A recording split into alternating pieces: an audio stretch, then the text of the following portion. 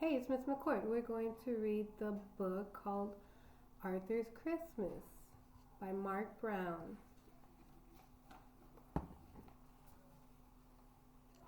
Arthur and D.W. had been in the drugstore a long time. For heaven's sake, D.W. said, this store is full of presents. Pick one and let's go. It has to be just right, said Arthur. I want Santa to like it. Well, hurry up, said D.W. I want to get home and see if Grandma's there and how many presents she brought me.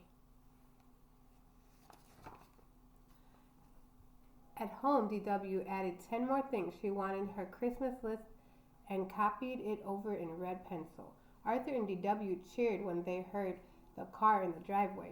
Grandma, are there presents in there for me? Asked D.W. Grandma, do you think Santa would like new mittens or gloves? Asked Arthur.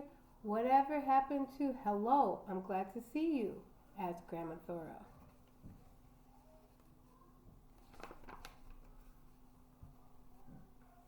After dinner, everyone relaxed.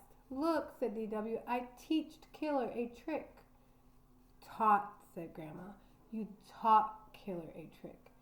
But D.W. didn't hear. She had seen something on television to add to her list. Arthur, what's the matter? Asked Grandma. I haven't found the right gift for Santa, said Arthur. Only 2 shopping days left, reminded D.W. The next day, Arthur, D.W., and their friends went shopping. Killer went too.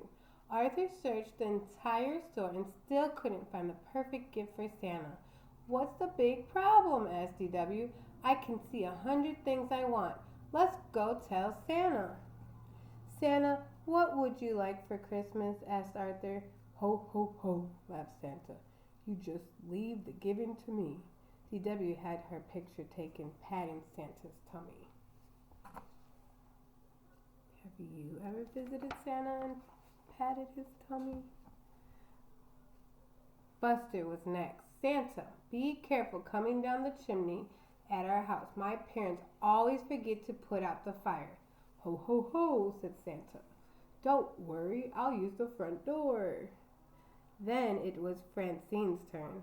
Have you been a good little girl? Asked Santa. Oh, yes, smiled Francine. I'm always good. Always? Asked Santa. Do you think she's always good?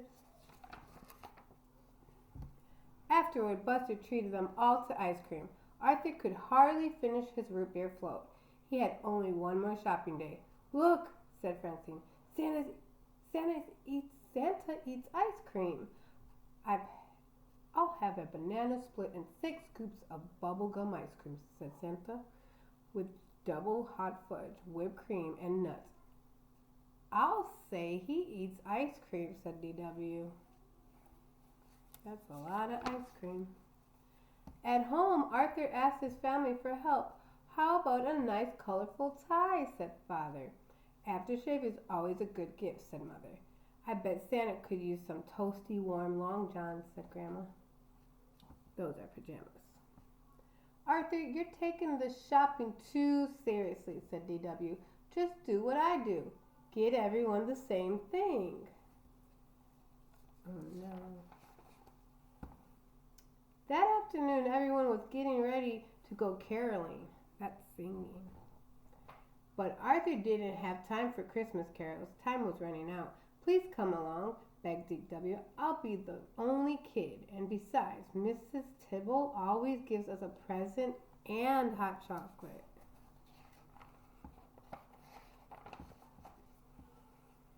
Arthur went window shopping instead, hoping that would give him an idea for Santa's present. Santa was ho-ho-hoing and drinking a diet root beer at the car wash. Moments later, Santa was at the Golden Chopstick eating subgum chow goo. Santa must have run to the deli at the corner of North and Main. The waitress shouted Santa's order to the cook. Catch a fish, hit it with rye, and put a pair of shoes on it. Santa sure eats a lot, thought Arthur. Finally, Arthur went home. He hadn't seen a single thing in any of the store windows he thought Santa would like. Santa was on TV eating Papa Piper's pickled peppers. That's it, said Arthur. He started making his list. What is he going to give him? Arthur counted his money. DW, he said in the sweetest voice. Okay, how much do you need? Asked DW. But only if you promise to stop being such a grouch. What does grouch mean? The next morning, Arthur gave DW half of his list. He took the other half. DW had to keep Killer out of the kitchen while Arthur made Santa's present.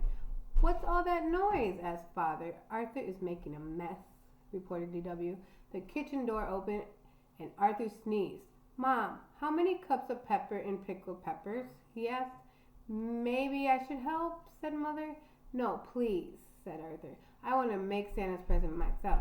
Just tell me how many sticks of gum and subgum, Chowgoo. Poor Santa, said DW. Hours later, Arthur whistled while he set the table for Santa. What's that? Asked Father. Pickled peppers, a hot fudge sundae on bubblegum ice cream, and subgum Chowgoo. I sort of combined Santa's favorite foods, Arthur explained. Ooh. See it? What's that big lumpy thing that's moving? Asked Grandma. A pizza to go, said Arthur, with everything on it. If you want Santa to come, you'd better go to bed, said Mother. If we want Santa to come, thought DW, we'd better do something about that food. Little sister always making fun of Arthur. DW couldn't fall asleep. I have to do something, she thought. Poor Arthur worked so hard, but if Santa gets one whiff of Arthur's present, he'll never set foot in the dining room, much less eat any of it. Careful to miss the squeaky step, DW. Tiptoed downstairs in the dark. What's gonna happen?